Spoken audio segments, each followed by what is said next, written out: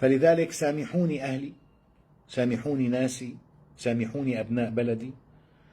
أنا بدي أقول الله يرحم كل الشهداء سواء من المؤيدين أو من المعارضين، ويا حيف على هالبلد يصير فيها هيك بسبب هذا القدر.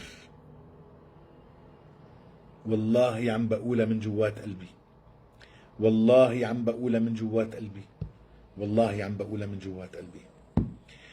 مبروك تحرير سوريا. وأنا لما نزلت العلم ما نزلته لأنه كوعت، وما نزلته لأنه عم بكولك، وما نزلته لأنه أنا عم بمسح جوخ، لا، أنا اقتنعت بعد هذا الهروب المذل لك اطلع قول احكي نسق كل هذه الاتصالات العربية، ولم تستطع أن تنسق أنه مع قيادة العمليات تعالوا يا حبيباتي أخي جيبوا العالم، استلموا، احموا القصور، احموا المنشآت العامة، رجع هذا الجيش اللي بعته وقتلته، رجعوا، احموا المؤسسات الدولة والوزارات، أعطي الصلاحيات لوزير الدفاع ورئيس الحكومة، وأخرج ببيان حقن الدماء.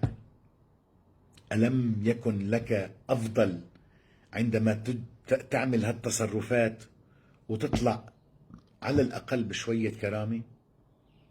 على الأقل بتكون احترمت الدماء واللي شردتن، واللي رجعت بعتت زجيت. أنا قلت له لأحدهم قبل ما أجي لهون، قلت له أنت شو عم تتوقع من العسكري؟ لك العسكري هلأ اللي عم بيحارب أول ما بلشت الحرب كان عمره 7 سنين،